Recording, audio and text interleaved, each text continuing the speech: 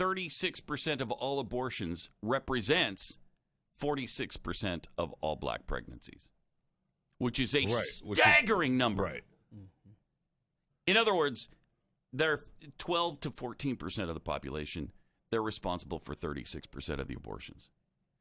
Whites are 74% of the population, or 76%, and responsible for 36.9%. 0.9% more than blacks.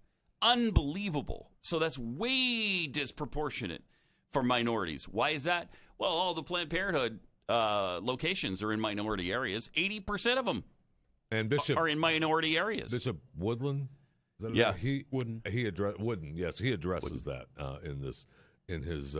in his speech. Yeah, watch the rest of this clip. This is amazing stuff. How can you do that and then turn around and call yourself woke? Oh no! You're not woke. That's great. You're asleep. You're drugged. They've given you propofol. Am I saying it right? Propofol. That's the stuff that killed Michael Jackson. Yeah. You're in a deep sleep. Oh, man. I love that reference. That was good. Jeez. I mean, he goes into depth on. we're going to get to it. Yeah, okay, because it is pretty. On top of being amazing, it's incredible, and it's really good. Really. So you would say it's amazing, really incredible, and really good. Yes. Okay. I don't know if it's gobble up or gobble down. I was going to say, do we need another poll? But I would say that. We're going to gobble up the rest of this. Okay, good. And, 3,446. That is the number the KKK has lynched. Okay, so the Klan killed 3,446 blacks? Over 86 years. Well, and as he points out, did he do it in this one or is it coming up? One of them. And one of them, he points out that every 2 weeks, Planned Parenthood kills more blacks than the Klan killed in their entire existence. That's another fun fact for you to store away. 2 weeks. What was the earlier fact I've already forgotten? Oh, yeah, that Donald Trump has permanently funded historically black colleges and universities. Mm-hmm. And the other fact you can take away from today's Pat Gray Unleashed is that the KKK has lynched, over the course of their lifetime as an organization, as many blacks as Planned Parenthood kills in 2 weeks. Think about that. Yeah, it's unbelievable. All right, let's play the next clip where he talks straight to what he calls the Negro population. Hillary Clinton did when she received the Margaret Sanger Award. Mm-hmm. Hillary Clinton did say, "I admire Margaret Sanger enormously." Not a little bit.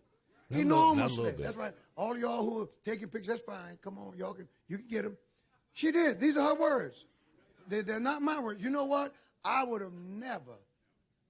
There's no politician, Republican nor Democrat. See, I'm an independent. No politician would get my vote nor my support if they would have said, "I admire Margaret Sanger," the woman who said, "Our goal is the extermination of the Negro race." What kind of Negro would vote for a woman who would say such a thing? Got to be a dumb Negro to do that. Something wrong with you, Negro.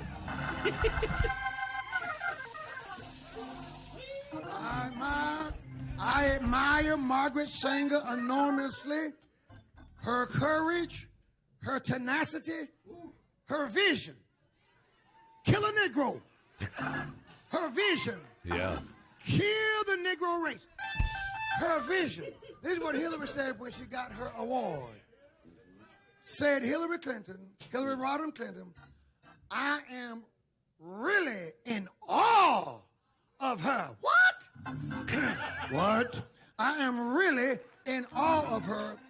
There is a lot of lessons we can learn from her. And you know what they are? Kill a Negro. That's right. There's a lesson. Kill the Negro population. Now, how, with all of this, we hate Donald Trump? Trump didn't say that. And Trump didn't say this. Now, right quick, because I got to preach. I'm not going to preach about this, but people want to he's not know. preaching right now. Good. I'm glad. He's not preaching right now. This is a sermon a long time coming. This should have been done a long time ago by an awful lot of black pastors. This is Yes. It needs. What he's referencing is this. I admire Margaret Sanger enormously. Her courage, her tenacity, her vision. Sure. Another of my great friends, Ellen Chesler, is here, who wrote a magnificent biography of Margaret Sanger called Woman of Valor. Oh, Valor. Think about what she did all those years ago. I do think Brooklyn, about what she did. Yeah. Taking on black people, taking on Hispanics, attitudes and accusations flowing from all directions. Handicapped. Yeah. I am really in awe of her. And there are a lot of lessons that we can learn from her life. Well, you bet there are a lot of lessons on eugenics that we can learn, and the Nazis learned from Margaret Sanger. So that's great. That's good, Hillary. That is, I mean, isn't that something? And finally, somebody is recognizing it. Yeah. Somebody in the black community is calling attention to it and saying, "Hey, community, what are you doing supporting this party? How can you support this? How can you support Planned Parenthood when they were founded to exterminate blacks? That's what they were founded to do. Unbelievable. That's really unbelievable. I know. And like you said, long time coming. Now I will say, I would caution the bishop. Mm-hmm. He might be on a list now. Yeah, the Clinton list. Might want to hire some security from now on. Just a thought. Just keep him near. Then he talks about who are the people that fight for life. Who fight for life in this country. The main people who fight for the lives of the unborn in this country. The main people who march for the lives of the unborn in this country, even though it doesn't disproportionately affect their race. It affects their race, but it doesn't disproportionately affect their race. The main people who fight for the life of the unborn are white people. Wow. Let's be fair. Yeah. Let's be honest. Thank you. Nice to get that little plug, because yes, we are fighting for you. I think it's an absolute human tragedy, and way beyond tragedy. Yeah. What's going on in the black community and Planned Parenthood? Genocide. It is. It's what it is. I mean, it's eugenics being carried out 80 or 90 years after Margaret Sanger set all this up. Generational genocide. Crazy. And, it is so refreshing to hear somebody from the black community talk about it and recognize it. Thank you, Bishop Wooden. That's phenomenal. Then he talks about how many blacks Planned Parenthood has killed. Listen to this. Everybody's talking about being woke. Woke. And you didn't know that Margaret Sanger? Mm-hmm. You didn't know that Margaret Sanger said this? We don't want the word to go out that we want to exterminate the Negro population. Margaret Sanger, founder of Planned Parenthood. Now, this was written in 1939. So how are you going to be woke? How are you going to be a woke church and don't know this? This is old. This is old.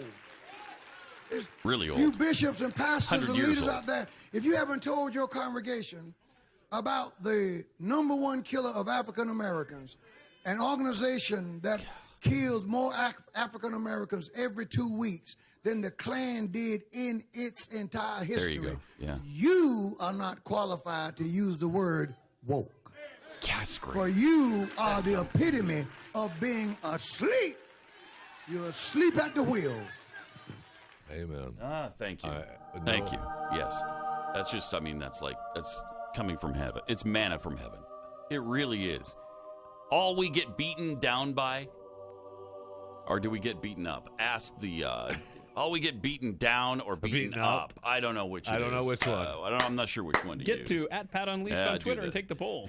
To the poll.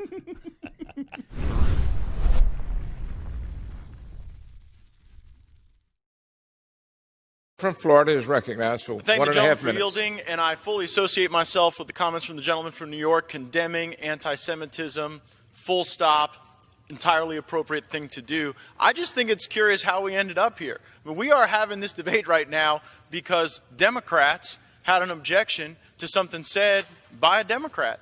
And so they launch off on this drafting project. And then lo and behold, I hear all the remarks on the floor, and a lot of the substance in the resolution is about President Trump and criticizing him and trying to open wounds. And so this is unfortunately becoming the new mantra of the left in the Congress. When they've got a problem that they can't solve, it must be President Trump's fault.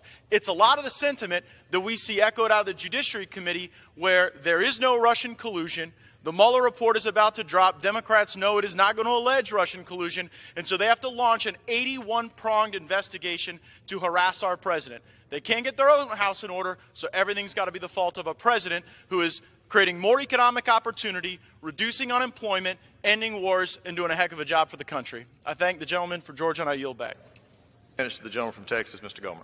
Gentleman from Texas is recognized. Thank you, Speaker. According to Proverbs, something that people who are practicing Jews and Christians believe, says there are 7 things that are detestable to the Lord. One is haughty eyes, another lying tongue, another hands that shed innocent blood, a heart that devises wicked schemes, feet that are quick to rush into evil, a false witness who pours out lies, and a person who stirs up conflict within the community. It goes so far as to say these are things the Lord hates. So the word hate is not wrong in the Jewish and Christian tradition, but anything beyond this is wrong. And yes, there have been persecution of Christians, there have been persecution of Muslims, but anybody who has persecuted a people in the name of Christianity was not acting as a Christian. That is not part of the faith. But what makes this so dangerous, and the reason I will vote against this resolution, is because we came here because of an anti-Semitic remark. And we came here to condemn anti-Semitism. But this resolution, as changed up over the last hour, now condemns just about everything. And the reason that is so dangerous is that anti-Semitism, hatred for the children of Israel, is a very special kind of hatred that should never be watered down. There has never been a persecution of a people like the Jewish people. From 1933 to 1945, over 6 million killed. And it started with little things, hateful remarks made about the children of Israel that grew and grew. And as if it was okay because it was made by somebody who had a grudge, it was let go, and it built until it led to the death of 6 million Jews. And we have to say, no, we will not let it go on. And that's why